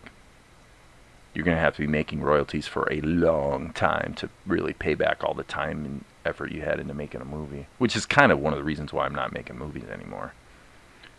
It's fun, kind of. It's a little glamorous. It's kind of cool. But it's a tough gig. Nowadays, distributors nobody's giving advances anymore. Nobody's like saying, oh, your idea is such a cool idea that I'm going to give you, $10,000 or, there was a time when it could have been even more, just to go make your movie. Because the distributors are struggling too. I mean, it's taken them, I would roughly say, about 5 years to sort of find their way. When DVDs disappeared, the whole industry bottom dropped out, and it took them about 5 years to sort of reconfigure their business model to where they were actually starting to make money again. It was rough. It was a rough time. The success that I had with my first movie that did well, Healed by Grace, that movie would never have done anywhere near as well if it was released today. Because the retailing infrastructure with DVDs was largely what actually made that possible, and you couldn't do it today. You could make money, you create a little chick flick movie or something, you can make some money, but you're probably not going to make a living, I would say. It'd be tough. It would be tough. I've got a friend who makes films where he just cranks them out, man. He's like trying to do the Roger Corman thing where he makes movie after movie after movie. And he typically, from what he told me, he'll have about $50,000 to $100,000 into a movie. That's his cost. That's what it costs him to get the darn thing done. And so he really has to crank out a lot of stuff in order to start, getting his money back. So he hedges his bets by putting a certain name actor in like every single movie. I mean, he put Kevin Sorbo in one movie, and who's the guy? Dean Cain. Dean Cain will do anything. I mean, if you need an actor, hire Dean Cain, because he'll act in anything that, And that's really true of Hollywood actors. I mean, we've had this conversation here before, but they just, they just want to work. These people that were, maybe kind of hot and famous maybe 10 years ago or something, but their careers cooled off. Typically, those people, they want to work. So, if you're doing a movie and you're willing to pay them, to come in for a day or whatever, it's not that hard to get a name actor in your movie, actually. People think it's, and by the way, it's the same with cartoons. Like, if I wanted to have a famous person as a voice in this show, that wouldn't be hard to accomplish at all. It's just a matter of if you're willing to pay, Are you willing to pay? Okay, so Monkey needs to have a cast shadow, doesn't he? I would say so. So let's call this cast shadow. Yep. Nah, it's a tough gig. I think that I can make it work doing the sort of thing I'm doing here, where you can slowly build out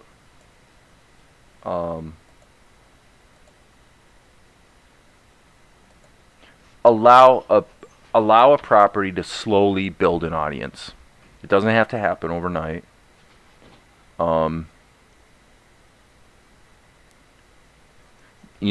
just stick with it and slowly, because I firmly do believe, whoops, I don't want that. Hang on, I gotta do a blur.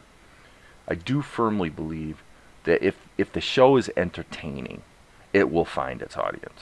It will. It'll go a little faster, a little slower, we'll see.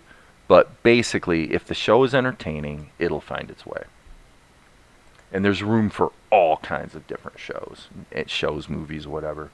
Now, for me personally, having created 8 movies, I'm not interested in movies. I find movies to be absolutely not interesting at all anymore. Like a 90-minute movie, got enough. Not interested. It's not what people want to do these days. People want to binge watch a show. That's what they want to do. So, and plus, just, character development and just the creative side of it, shows are so much more interesting to me. You can take the time. That's what I love about anime. They really... Well, it's one of the things I like about anime. There are things about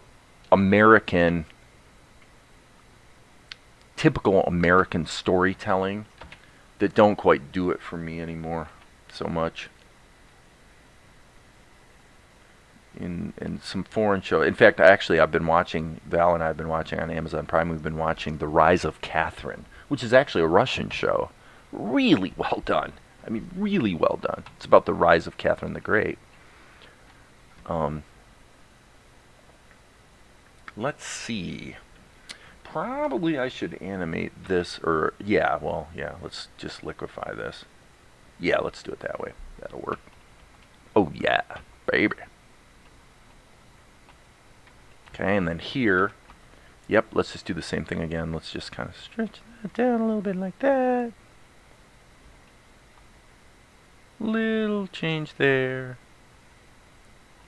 Okay, we're going to have to deal with his hands. So now this complicates things. Think about this, you guys. Now we have a complication because I've already baked the blur in. So if I draw more shadow and then blur it again, the stuff that's already blurred is going to get blurred twice. So the only real option for me right now is to actually stretch this like that. And even that actually kind of sharpens it up. So I'm going to I really think I need to use like a blur brush here. Better save our work. Save your work frequently. Save early. Save often. Let's use, I guess I'll hit the B key. What I'm looking for is, let's go to, is it in my favorites? No, it is not. So let me go to all. I think I want the little Q-tip. Q-tip, that one right there. And I am going to add that to my favorites because that's something that does kind of come up from time to time. Okay, so, and then typically when I'm using this brush, I turn the opacity down so that I can ease it in. But if you look real closely here now, I should be able to, yeah, see, look at that. It just softens it up. And that's with the opacity turned way down. So this is a pretty aggressive blur brush. So if you're not careful, actually, I'm going to redo it. I think I actually went too far. Oops. Redo. Okay. So now what I'm going to do is just gently, yes, there we go. Just ease a little bit of blur in there. And then this one, logically, Yeah, I guess what we'll do is we'll do liquefy again. I'm just trying to imagine how some background character would perceive a tiny monkey giving a coin to a blind man in the vastness of an empty green field, and the blind man talks to the monkey. Well, you got to have the context here, Sifter. I added this scene for a specific reason. And I think you're bringing up a really good question in a way. But let's look at what's actually going on here. In the show, what's happening is we had this situation. You know, we're in the 5-minute point in the show. Okay, so think about this. We've established Mel and Asher, and now we're into this new sequence where they go into town to like feed the poor kind of situation, and Mel is immediately distracted by the pretty girl. So we meet Luka. This is the first time we've ever met Luka and Monkey. Okay, so then he sees the girl, so he's sort of struck by the girl, and the girl sees the blind man who's begging. He's, alms for the blind, alms for the blind. And so she goes up to him and she gives him, so he's a little bit awestruck by the girl, but she gives him these coins. Okay? Well, then her mother shows up, and that takes Mel by surprise, like, what's going on here? Who's this lady? And she scolds Tianara. And so we're establishing for the audience who these people are, because these people are present in the show, episode after episode. These are all the important characters that we're meeting for the first time. And so we're learning a lot about Carliana, Tianara's mother, because she goes up to the blind man with almost a smug, dismissive attitude and just smacks the coins away. And her rationale for why would she do that is that you need to know your place. You need to know who you are. Because she's an entitled, rich merchant woman who thinks that, the world owes her a living, and so far, it's given her one. So then it goes back to these guys, and what happened before in the show until this week, what happened was Mel sort of looked at the whole situation and just kind of said, well, that it's kind of like, that sucks. He's kind of like, oh, well, and then he goes on, and then he slips on a banana peel and drops everything and breaks the bowls and everything else. I felt like, we missed a really, really important opportunity here. We missed an opportunity to get a better glimpse of who Monkey is and to turn around and sort of redeem a negative situation, right? Where this blind guy, I'm like, somebody needs to pick up the damn coin and give it back to the blind guy, right? And Monkey was the perfect guy to do it. So that's what this little scene is about. This is Monkey on his own initiative just doing this little act of kindness. And so then Mel says, instead of saying, oh, well, what he says is, wow, that'll work. And then it gets on with the story and on and on and on. And then it becomes more interesting because it turns out that Asher knows Carliana. He actually knows these people. So Mel's like a little freaked out. It's like, those guys? Who? There's a whole web of relationships that they're just being introduced at this point, right? So anyway, that's what the point of this is. So the most important person to have an opinion about the monkey picking up the coin and giving it to the blind guy is actually you. It's the audience. This is really to help just propel the story forward in a positive way and give us a little glimpse of Monkey. So I hope that makes sense. The consensus, I don't really take too big of straw polls on this kind of stuff, but the consensus was that this was actually kind of a good idea. That is a nice touch. Let's put it that way. Okay, so here, boom, Monkey disappears. So this is, as I mentioned the other day, this whole concept. Okay, something just happened. I am in the wrong. No, wait. This is the right layer. Cast shadow. Need to go here. And I believe I need to hit insert. Yes, okay. So I did mention this the other day, but there may be different people here, so I'll mention again. This is something I stole from Warner Brothers. This is in the Warner Brothers cartoon when Witch Hazel clicks her heels together and then she just disappears. It's a really cheap way to get a character out of the scene in a way that's kind of funny. So what Monkey does is he just disappears and then he leaves a little bit of fur behind, like that. So kind of cute, kind of funny, whatever. All right, onward and upward we go. So Monkey's here, and now we got to get back into cast shadows. So let's hit insert and get back to work. So G key. Up, that's the blur brush. I don't want that. That'll work. I'll go ahead and get these in, and then we'll deal with the blur situation after the fact.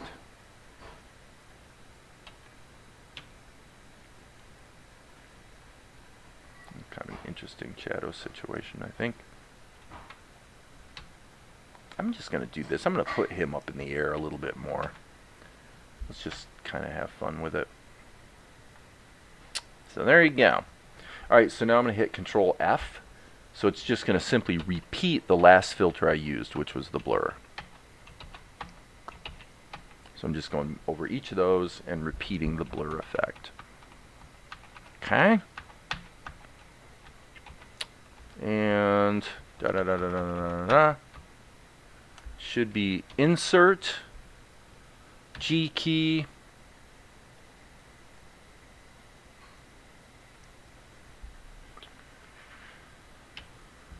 I tell you.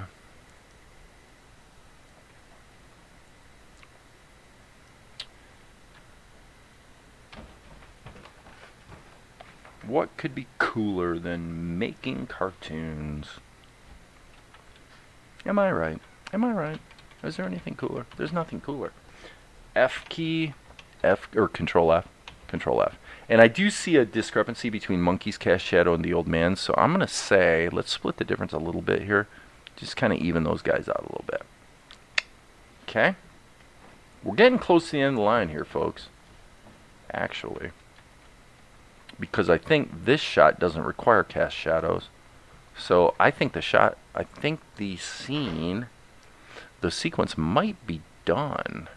Let's hit Control R and smack it into the show and see what we have. Yes, we are rocking and rolling.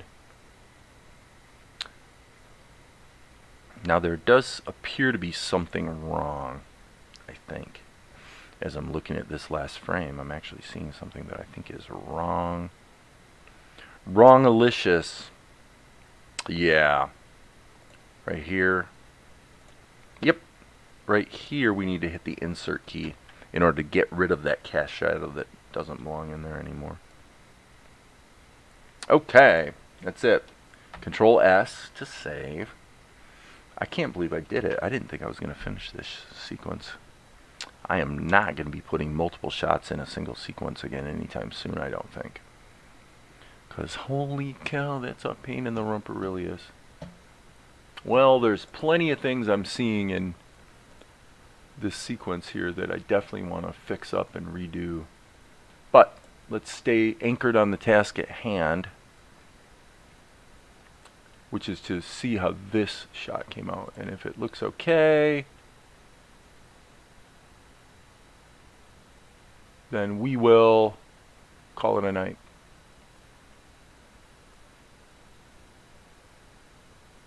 Guys, thank you, little friend. Wow. That'll work. Okay, I think I'm good. That's it, guys. I'm quitting. I'm done. It's been 2 hours and 15 minutes, and I'm really happy to say that I got the shot done. But I gotta tell you, it is humbling. I don't know if Ed's still here, but I gotta tell you guys, you know, Ed does such an amazing job of creating like anime style. It's really humbling to have a guy of Ed's ability even come around and be interested in anything I'm doing over here, because he really puts me to shame. So I say it again, check out his channel and you'll learn. You can learn a ton. So Anyway, that's it for me tonight. I would say I'm good to go. Oh, hey, thanks, Ed. Oh, so you are still here. Okay, cool. But I'm gonna sign off and bid you guys good night. And as you know, there will be more later.